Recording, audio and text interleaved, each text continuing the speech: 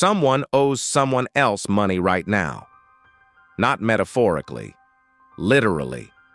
While you're watching this, a promise made years ago is being rolled over, delayed, restructured, or quietly ignored. And that promise is holding up the global economy. Here's the uncomfortable truth. The world doesn't run on money. It runs on debt. And debt runs on one very simple promise. I'll pay you later. That's it. No complexity, no equations, just 4 words that decide whether countries survive, companies exist, and markets stay calm. And right now, that promise matters more than ever, because global debt is larger than it's ever been, over $300 trillion. That's not spending money. That's future money, money that doesn't exist yet. So the question isn't, can it be paid back? The question is, why does everyone still believe it will be? Let's start small. You lend a friend $20. They say they'll pay you back next week. You don't demand collateral. You don't hire lawyers. You trust them. That trust is the entire system in miniature. Debt is not money changing hands. It's time being borrowed. When you take a loan, you're not receiving wealth. You're receiving permission to use future income today. That's the promise. Now scale this up. A business issues debt. Investors lend money. The company promises future profits. A government issues bonds. Investors lend money. The government promises future taxes. The world accepts these promises not because they're guaranteed, but because everyone agrees to pretend they are. That agreement is fragile. And it's built on belief, not math. Here's where it gets interesting.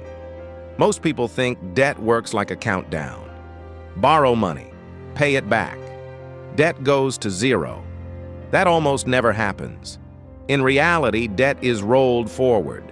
Old debt is paid with new debt. Promises are replaced with promises. The system survives as long as trust survives.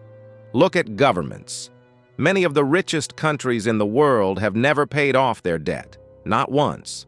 The United States has been in debt since 1776. Japan's debt is more than twice its entire economy. Some countries carry debt so large it cannot be repaid within a lifetime. And yet, nothing collapses. Why?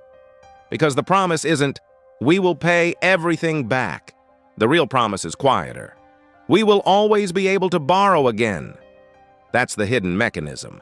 As long as lenders believe future borrowers will exist, debt keeps rolling. The moment that belief cracks, everything changes. This is where the math gets uncomfortable. Debt grows faster than income. It has to. Interest demands growth. Growth demands more borrowing. More borrowing creates more interest. It's a loop. Not necessarily a broken one, but a delicate one. People assume debt becomes dangerous when it's too large. That's wrong. Debt becomes dangerous when trust disappears. History proves this.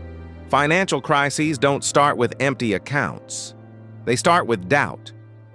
In 2008, banks didn't suddenly lose money. They lost confidence in each other's promises. Overnight, "I'll pay you tomorrow" stopped being enough, and the system froze. The irony is brutal. Debt is sold as certainty. Fixed payments, clear schedules, predictable returns. Reality is the opposite. Debt works because everyone agrees not to test it all at once. It's like a theater where every seat is sold, but only if people arrive at different times. As long as they do, it feels stable. Now zoom out. Why does this matter right now? Because the world is aging. Growth is slowing. Interest rates are higher than they were for years. That changes the promise.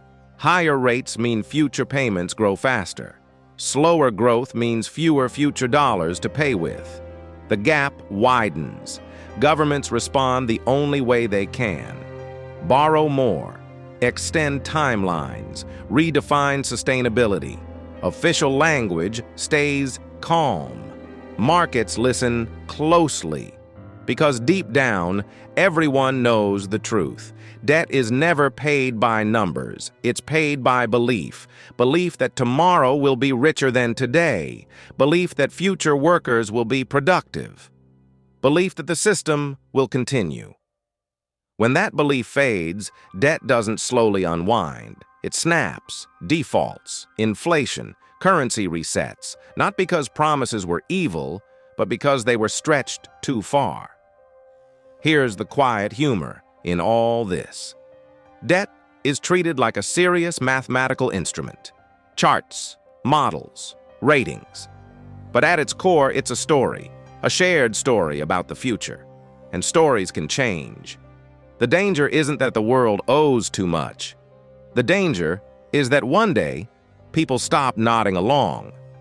Because once enough people stop believing the promise, no amount of accounting can save it.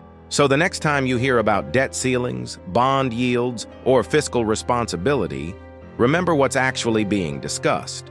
Not money, not math, faith. Faith that "I'll pay you later" still means something. And the question worth sitting with is this: what happens to a world built on promises when the future stops feeling believable?